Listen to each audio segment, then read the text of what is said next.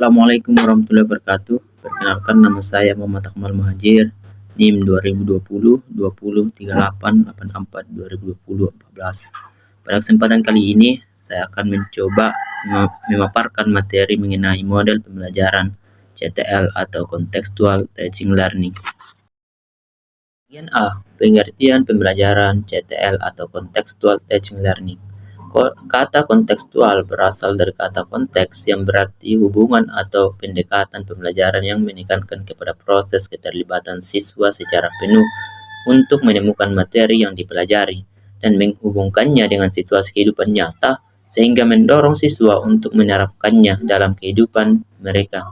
Secara umum, kontekstual mengandung arti yang bermakna relevan, ada hubungan atau kaitan langsung, mengikuti konteks yang membawa maksud, makna, dan kepentingan. Dari konsep di atas, ada 3 hal yang harus kita pahami dalam pembelajaran CTL. Di antaranya yaitu, yang pertama, CTL atau Contextual Teaching Learning menekankan kepada proses keterlibatan siswa untuk menemukan materi.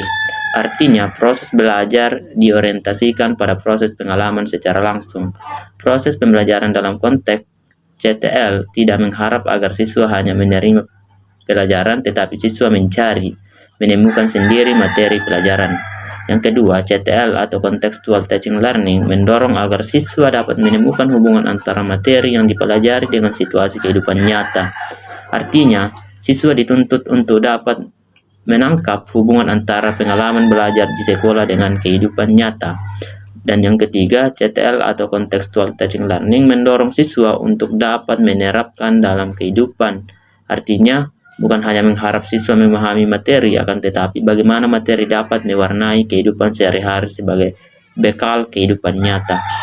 B. Komponen pembelajaran CTL atau Contextual Teaching Learning. 7 komponen utama dalam pembelajaran CTL yaitu, yang pertama, konstruktivisme. Contextual Teaching Learning dibangun dalam landasan konstruktivisme yang memiliki anggapan bahwa pengetahuan dibangun peserta didik secara sedikit demi sedikit dan hasilnya akan diperluas melalui konteks terbatas.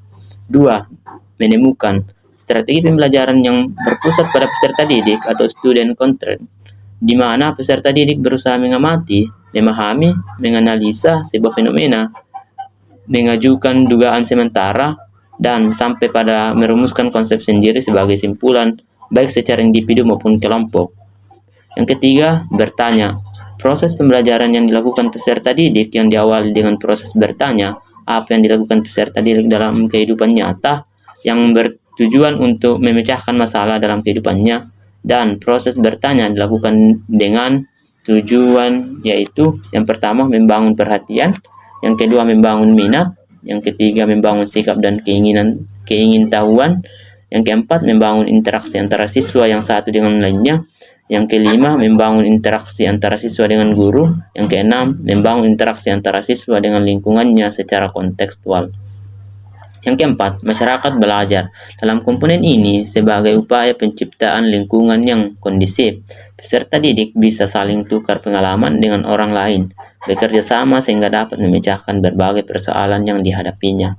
Yang kelima, pemodelan. Dalam komponen ini menjelaskan perlunya berbagai model dalam pembelajaran sehingga bisa ditiru atau dipraktekkan oleh peserta didik. Model ini disampaikan untuk menghilangkan kejenuhan peserta didik dalam belajar, juga sebagai upaya memudahkan dan percepatan belajar sehingga cepat menemukan berbagai contoh.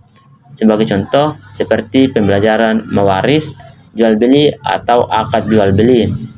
Yang keenam, refleksi. Komponen ini sebagai proses pengumpulan data yang memberikan gambaran perkembangan belajar peserta didik. Penilaian yang benar adalah menilai apa yang seharusnya dinilai. Kemajuan belajar dinilai dari proses di samping penilaian hasil.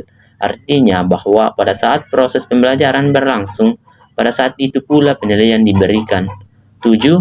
Yang terakhir, penilaian nyata. Dalam CTL, keberhasilan pembelajaran tidak hanya ditentukan oleh perkembangan kemampuan intelektual saja, akan tetapi perkembangan seluruh aspek dilihat dari kemampuan anak setelah pelaksanaan praktek pembelajaran.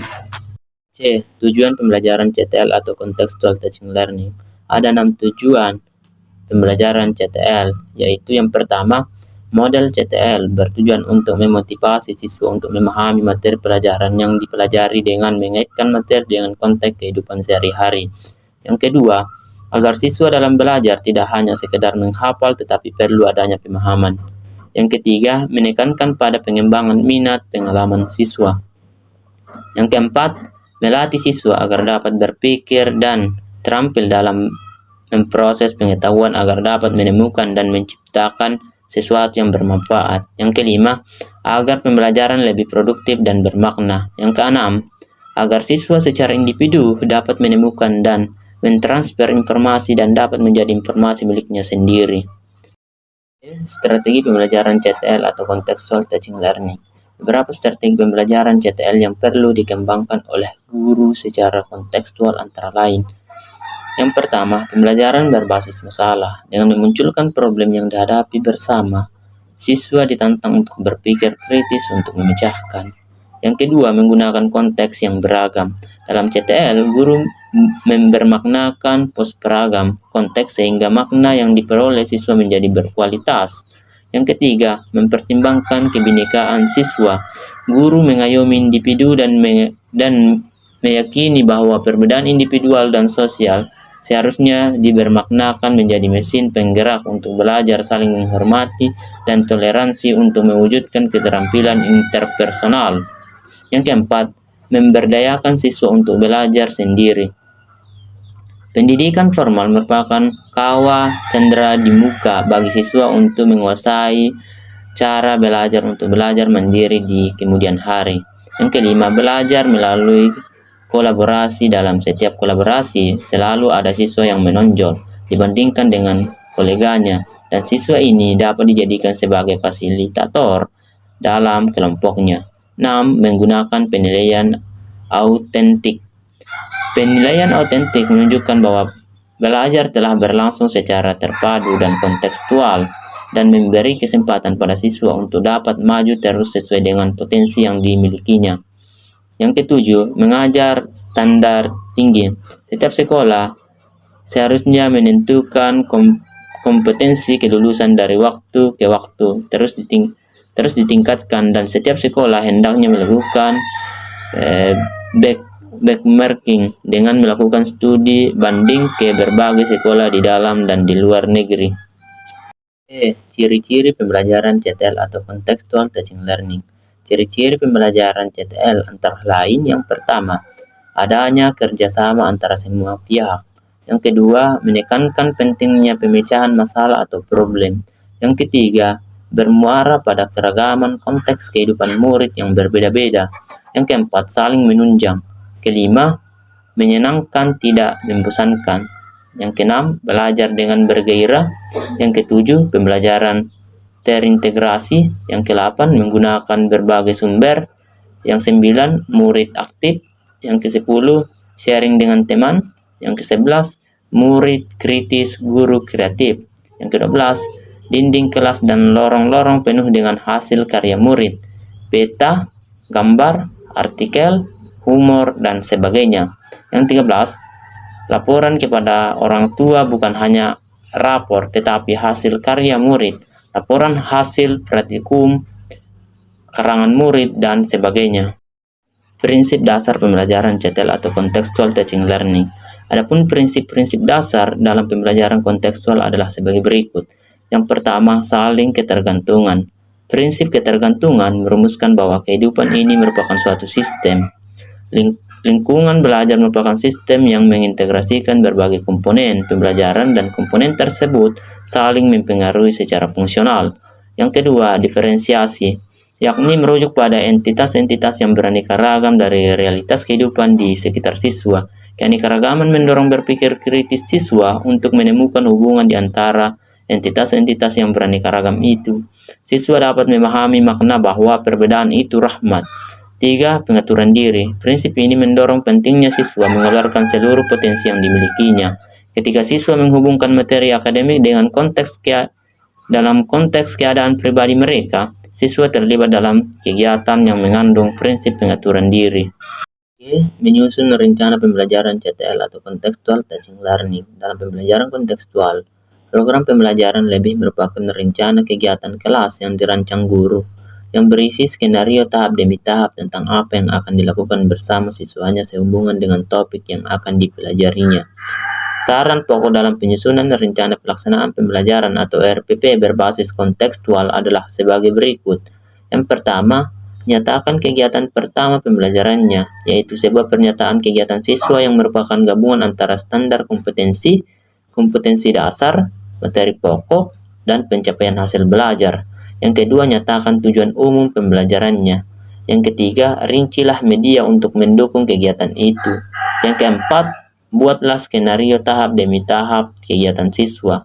Yang kelima, nyatakan autentik asesmennya, yaitu dengan data apa siswa dapat diamati partisipasinya dalam pembelajaran. H. Kelebihan dan kekurangan pembelajaran CTL atau Contextual Teaching Learning. Kelebihan dari pembelajaran CTL atau Contextual Teaching Learning adalah yang pertama, pembelajaran menjadi lebih bermakna dan real. Artinya, siswa dituntut untuk dapat menangkap hubungan antara pengalaman belajar di sekolah dengan kehidupan nyata. Yang kedua, pembelajaran lebih produktif dan mampu menumbuhkan penguatan konsep kepada siswa karena metode pembelajaran CTL menganut aliran konstruktivisme, di mana seorang siswa dituntut untuk menemukan pengetahuan sendiri. Adapun kelemahan dari pembelajaran CTL atau Contextual Teaching Learning adalah yang pertama, bagi siswa yang tidak dapat mengikuti pembelajaran, tidak mendapat pengetahuan dan pengalaman yang sama dengan teman lainnya, karena siswa tidak mengalami sendiri. Yang kedua, perasaan khawatir pada anggota kelompok akan hilangnya karakteristik siswa karena harus menyesuaikan dengan kelompoknya. Tiga, banyak siswa yang tidak senang apabila disuruh bekerja sama dengan yang lainnya karena siswa yang tekun merasa harus bekerja sendiri. Itulah tadi materi dari Contextual Teaching Learning. Sekian, wassalamualaikum warahmatullahi wabarakatuh.